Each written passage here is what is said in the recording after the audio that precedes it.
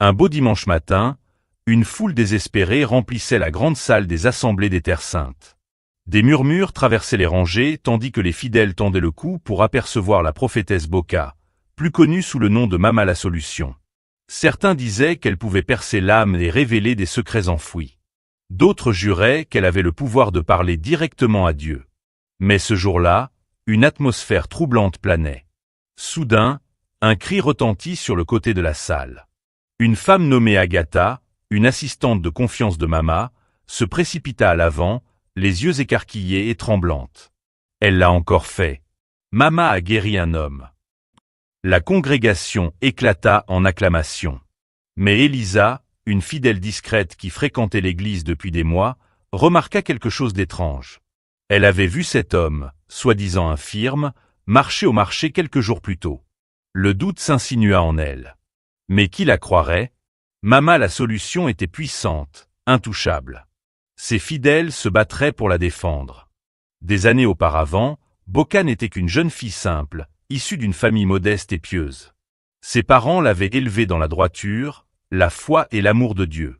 Elle brillait au sein de leur église, dirigeant l'école du dimanche, organisant des prières et chantant dans la chorale.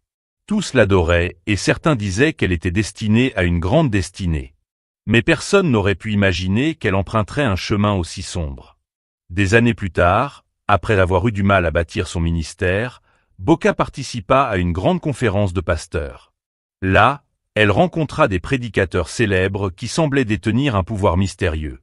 Le leader, le pasteur Kofa, l'attira à l'écart. « Tu essaies d'être pieuse, mais tu n'auras aucun impact tant que tu ne seras pas prête à sacrifier quelque chose. » Il lui parla d'une cérémonie spéciale nécessitant une offrande significative. Au début, Boka hésita. Mais le pasteur Kofa lui promit que cela lui apporterait l'influence qu'elle recherchait. Poussée par son désir de réussir, elle accepta. Cette nuit-là, Boka participa à un rituel étrange, sacrifiant la possibilité d'avoir des enfants. Les pasteurs l'entourèrent en chantant, tandis que son cœur battait de peur et d'anticipation. Quand ce fut terminé, elle sentit une énergie obscure l'envelopper. Quelque chose avait changé. De retour chez elle, la chance de Boka sembla tourner. Les gens commencèrent à affluer à ses cultes, et bientôt tout le pays entendit parler de Mama la Solution. Son église se remplit de fidèles venus de partout, et sa renommée grandit, tout comme sa richesse. Mais ceci n'était que le début. Inconnu de ses fidèles, Boka cachait un sombre secret. Sous son apparence humaine se trouvait une créature mi-humaine, mi-serpent, issue d'un mystérieux pacte aquatique. Chaque nuit, Boka quittait sa luxueuse demeure pour se glisser silencieusement dans la rivière derrière son manoir. Là, elle disparaissait sous l'eau pour rejoindre le royaume marin où elle avait prêté allégeance. Transformée en une créature aux écailles sombres, elle retrouvait d'autres pasteurs et prophètes liés au même pacte occulte.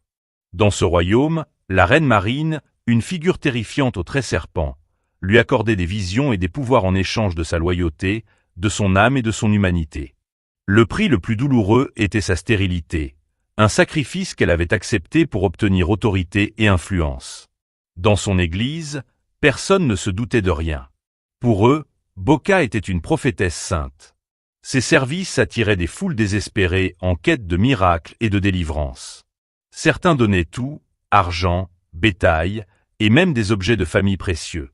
Boka introduisit bientôt de nouvelles pratiques étranges.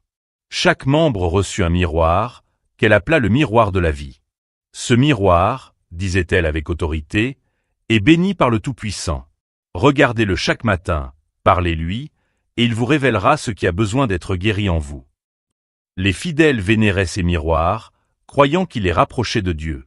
En réalité, les miroirs étaient des outils occultes connectés au royaume marin, permettant à Mama de scruter leur vie, leurs faiblesses et leurs peurs. Un dimanche, elle appela une femme nommée Fina à l'avant. « Hier soir, tu t'es disputée avec ton mari à propos de son travail, n'est-ce pas ?» dit-elle avec un sourire en coin. Fina resta bouche bée. « Comment le savez-vous » La congrégation éclata en cris d'émerveillement, fascinée par les pouvoirs de Mama. Mais Boka avait simplement utilisé son miroir pour invoquer l'esprit de Fina la nuit précédente. Bientôt, elle commença à vendre de l'eau bénite et de l'huile miracle, dans des bouteilles modestes mais à des prix exorbitants. Ses fidèles, aveuglés par leur foi, continuaient à affluer, ne réalisant pas qu'ils nourrissaient un culte dirigé par une force bien plus sombre qu'ils ne pouvaient l'imaginer. Bokka agitait ses mains au-dessus des objets, affirmant qu'il pouvait guérir n'importe quelle maladie, résoudre tous les problèmes de couple et même apporter des bénédictions financières.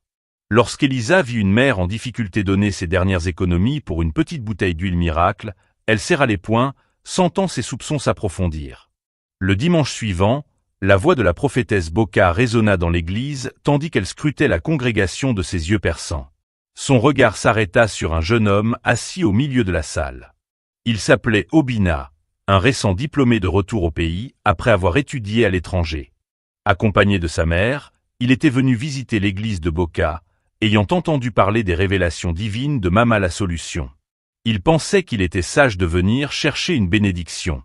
Le visage de Bokka s'illumina, tandis qu'elle lui fit signe d'avancer. « Jeune homme, venez à l'avant, s'il vous plaît. » Obina hésita, mais sa mère le poussa doucement en murmurant. « Vas-y, cela pourrait être ta bénédiction. » En s'avançant vers l'autel, Obina sentit son cœur s'emballer.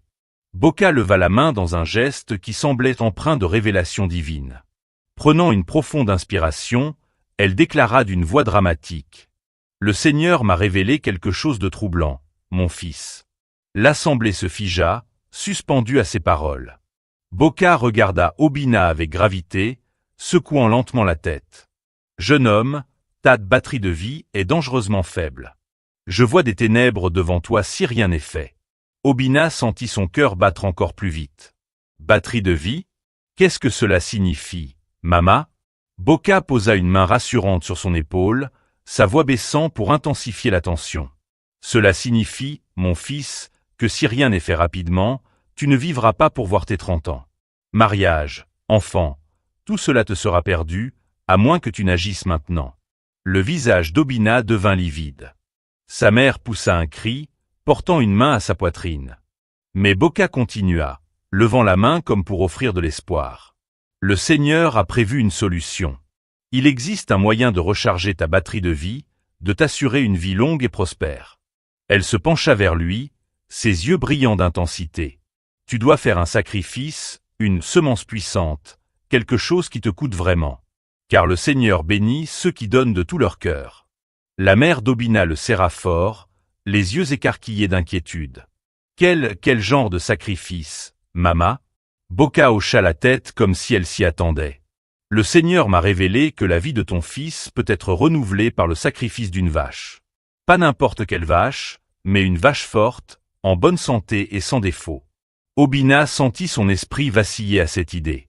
Il avait déjà entendu parler de sacrifice, mais jamais on ne lui avait demandé d'en faire un pour lui-même. « Mama, je ne sais pas où trouver une vache maintenant. » Bokka agita la main d'un geste apaisant. « Ne t'inquiète pas, mon fils. Le Seigneur comprend. Tu n'as pas besoin de trouver la vache toi-même. Tu peux simplement convertir ce sacrifice en une semence. Fais une offrande, et je m'occuperai du reste. L'Église a ses moyens pour gérer ces choses. Tu n'as qu'à obéir et faire confiance à la parole du Seigneur. » La mère d'Obina murmura frénétiquement à son oreille, l'incitant à obéir. « Ne tarde pas, fais ce que Mama la Solution te dit. Ta vie vaut plus que n'importe quelle somme d'argent. » À contre-cœur, il accepta. Il sortit son chéquier et rédigea un montant conséquent. Bokka accepta le chèque avec un sourire satisfait. « Mon fils, ton obéissance a plu au Seigneur. Ta vie est maintenant entre ses mains, et il te récompensera pour ton sacrifice. » Soulagé mais toujours ébranlé, Obina retourna à sa place, sa mère le serrant contre elle et remerciant abondamment la prophétesse. Mais ce qu'il ignorait, c'est que Bokka n'avait aucune intention d'acheter une vache ou de faire un quelconque sacrifice. Comme avec tant d'autres, elle ajouta l'argent au fond de son projet en cours, la construction d'un luxueux manoir à la périphérie de la ville. Ce n'était pas la première fois qu'elle utilisait la peur pour extorquer des offrandes à sa congrégation, et ce ne serait certainement pas la dernière. L'expérience d'Obina n'était qu'un exemple parmi tant d'autres dans l'église de Bokka. Elisa, qui observait de loin, avait entendu plusieurs histoires similaires. Elle voyait le schéma se répéter et savait que ces prophéties n'étaient que des mensonges soigneusement calculés pour dépouiller ses fidèles. Elle commença à chercher un moyen de dévoiler ses méfaits, même si elle savait que cela ne serait pas facile. Elle pria pour que ses efforts libèrent un jour des personnes comme Obina, ouvrant leurs yeux à la vérité sur les machinations de Boka. La détermination d'Elisa s'affermit, motivée par son désir de protéger des vies innocentes. Malgré ses doutes croissants, elle continua à fréquenter l'église en silence, observant attentivement. Un jour, pendant un service, elle vit quelque chose qu'elle ne pouvait ignorer. Un vieil homme en fauteuil roulant se rendit à l'autel.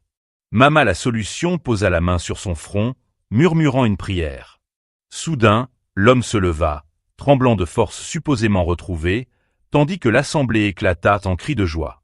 Mais Elisa le reconnut, elle l'avait vu au marché quelques jours plus tôt. Il n'était pas handicapé, c'était un acteur payé pour simuler ce miracle. Au fil du temps, Boka était devenue l'une des femmes les plus riches de la région, avec un manoir rempli de meubles plaqués or, de voitures de luxe et d'un personnel. Elle appelait cela une récompense de Dieu. Mais Elisa savait que ces bénédictions n'étaient pas arrivées chez ses voisins pauvres, qui continuaient à donner jusqu'à ne plus rien avoir. Au-delà de ces escroqueries, Boka utilisait son pouvoir non seulement pour tromper, mais aussi pour contrôler des vies, allant même jusqu'à détruire des familles pour satisfaire ses propres désirs.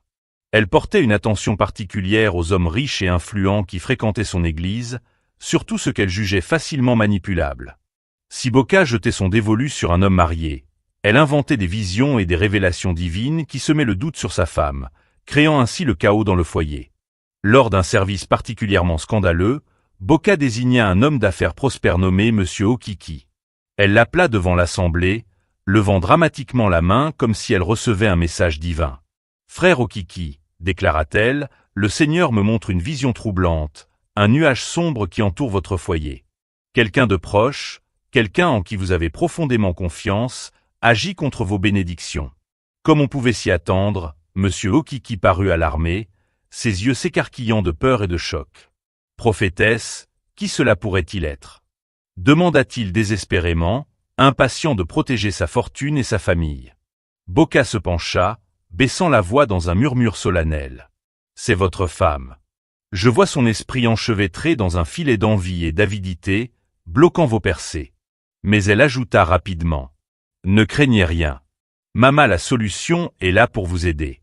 Avec mes conseils spéciaux, je peux briser cette malédiction. » Au fil du temps, Boka convainquit Monsieur Okiki que l'énergie négative supposée de sa femme était la cause de ses difficultés professionnelles. Elle l'encouragea à s'éloigner émotionnellement d'elle, lui assurant que la délivrance viendrait s'il suivait ses instructions. Ce qu'elle ne dit pas à Monsieur Okiki, c'était son véritable objectif, elle voulait le rapprocher d'elle, sachant qu'il était vulnérable. Elle commença à lui envoyer des messages privés, l'invitant à des séances de prière spéciales dans son manoir, sous prétexte de purifier son esprit de l'influence néfaste de sa femme. Cependant, ces séances prirent rapidement une autre tournure. Boka manipula Monsieur Okiki, lui glissant des paroles flatteuses et lui promettant une vie remplie de bénédictions s'il satisfaisait ses désirs. En peu de temps, Monsieur Okiki se retrouva pris dans une liaison avec Boka, convaincu que sa loyauté envers elle lui apporterait une faveur divine. Ce schéma se répéta avec d'autres hommes riches de la congrégation. Boka semait le doute entre mari et femme, détruisant leur relation pour son propre profit. Elisa, la jeune femme qui enquêtait sur Boka, était de plus en plus troublée en découvrant ses tactiques manipulatrices. Ce n'était pas seulement une tromperie spirituelle, mais un véritable réseau de mensonges qui détruisait des familles et déchirait des relations. Les actions de Boka dépassaient le péché, elles étaient prédatrices. Une autre pratique troublante de Boka était sa prétention à bénir tout bidon d'eau, le transformant en remède sacré pour tous les problèmes, maladies, soucis financiers moyennant des frais. Les fidèles déposaient leurs bidons d'eau dans son bureau pour des prières.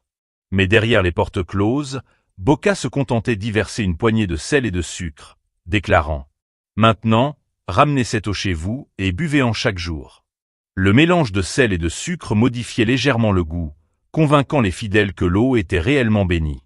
Un soir, Elisa surprit une conversation entre deux des proches assistants de Boka, Félix et Linda, à propos de cette supercherie. « Tu te rends compte qu'il paie autant juste pour une pincée de sel et de sucre ?» ricana Linda en secouant la tête. Elisa sentit une vague de peur, mais elle tint bon, son cœur rempli de courage pour mener sa mission à bien. Elle savait que les jours de tromperie de Boka étaient comptés. La vérité était là, prête à éclater, et il n'y avait plus de retour en arrière. Une nuit de pleine lune, poussée par un mélange de curiosité et de courage, Elisa décida de suivre Boka. Elle attendit, cachée dans les buissons près de la rivière derrière le manoir de Boka, serrant son téléphone dans ses mains, prête à capturer tout secret obscur. À minuit, Elisa vit Boka sortir de son manoir.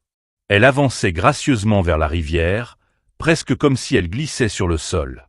Le cœur d'Elisa battait à tout rompre tandis qu'elle observait Boka s'arrêter au bord de l'eau. La prophétesse leva les yeux vers le ciel et commença à chanter dans une langue étrange, ancienne et troublante. Puis, sous les yeux ébahis d'Elisa, le corps de Boka commença à changer. Sa peau scintilla, et des écailles apparurent, recouvrant son corps tandis que ses jambes se fondaient en une seule. Ses yeux brillèrent intensément alors qu'elle glissait silencieusement dans l'eau, disparaissant sous la surface avec un éclaboussement. Elisa resta sans voix, incapable de comprendre ce qu'elle venait de voir. Elle réalisa alors que Boka n'était pas seulement une fraude, mais quelque chose d'au-delà de l'humain, quelque chose de maléfique. Le lendemain matin, Elisa retourna à l'église, l'esprit lourd mais résolu. Elle savait désormais que sa mission n'était pas seulement de révéler les pratiques frauduleuses de Boka, mais d'exposer les forces dangereuses qu'elle utilisait. Mais Boka, consciente des soupçons grandissants d'Elisa, la surveillait. Pendant le service, son regard perçant se posa sur Elisa, son sourire aussi tranchant qu'une lame. Lors de l'appel à l'autel ce jour-là, Boka annonça qu'elle avait une bénédiction spéciale pour une personne appelée à accomplir une mission divine. Elle fixa Elisa du regard, qui se figea lorsqu'elle l'entendit l'appeler. Elisa, avancez. La voix de Boka était douce, mais teintée d'une menace subtile. Le Seigneur m'a montré que vous portez un lourd fardeau. Venez, laissez Mama la solution vous en libérer. Le cœur battant, Elisa s'avança, essayant de ne pas montrer sa peur, tandis que Boka posait une main glaciale sur son front.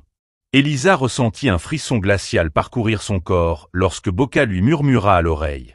« Tu marches sur des eaux dangereuses, mon enfant. Fais attention, car certains secrets ne doivent pas être dévoilés. » Elisa avala difficilement, mais refusa de reculer. Elle poursuivrait sa mission pour exposer Boka, bien qu'elle comprît maintenant que les enjeux étaient bien plus élevés qu'elle ne l'avait imaginé. Il n'y avait plus de retour en arrière. Le courage d'Elisa devint sa lumière guide, tandis qu'elle continuait à rassembler des preuves contre Boka. Chaque jour qui passait dévoilait de nouvelles couches de tromperie et de manipulation sombres, confirmant que l'influence de Boka allait bien au-delà des faux miracles. Il était maintenant clair pour Elisa que sa mission dépassait la simple dénonciation des mensonges de Boka. Il s'agissait de libérer des âmes innocentes enchaînées par les pratiques sinistres de Boka. Lorsqu'Elisa finit par publier ses enregistrements, photos et témoignages dans les médias, le monde fut sous le choc. Les révélations se propagèrent comme une traînée de poudre, exposant les faux miracles, les guérisons mises en scène et les connexions occultes de Boka. Les fidèles qui l'avaient autrefois vénéré réagirent avec incrédulité, se sentant trahis par celle qu'ils appelaient Mama la solution. Beaucoup pleurèrent ouvertement, déplorant les années et l'argent qu'ils avaient consacrés à son ministère, pour finalement réaliser que tout n'avait été qu'une illusion soigneusement orchestrée. Lors de son ultime intervention à l'église, Elisa s'adressa à la congrégation avec des paroles empreintes de sagesse. « Mes frères et sœurs, cette expérience m'a appris une leçon cruciale. Ce n'est pas parce que quelqu'un se dit prophète ou serviteur de Dieu qu'il est réellement. Nous devons faire preuve de discernement et de vigilance, en cherchant la vérité au-delà des apparences. Toutes les églises ou maisons de prière ne reflètent pas la lumière de Dieu, et tous ceux qui prétendent être des pasteurs ne sont pas authentiques. » Elisa poursuivit en rappelant que, bien que l'histoire de Boka ait jeté une ombre sombre, cela ne signifiait pas que tous les leaders spirituels étaient des trompeurs. Il existe de véritables serviteurs de Dieu, des hommes et des femmes qui travaillent sans relâche, avec humilité et sincérité, pour apporter l'amour et la vérité de Dieu à son peuple. Ces personnes ne demandent pas de richesses ni de sacrifices étranges. Elles vivent simplement d'une manière qui reflète la bonté et la miséricorde du Tout-Puissant. Merci d'avoir suivi cette histoire. Si elle vous a plu, n'hésitez pas à aimer, à laisser vos commentaires et à vous abonner à ma chaîne. Merci beaucoup, et à très bientôt pour une nouvelle histoire.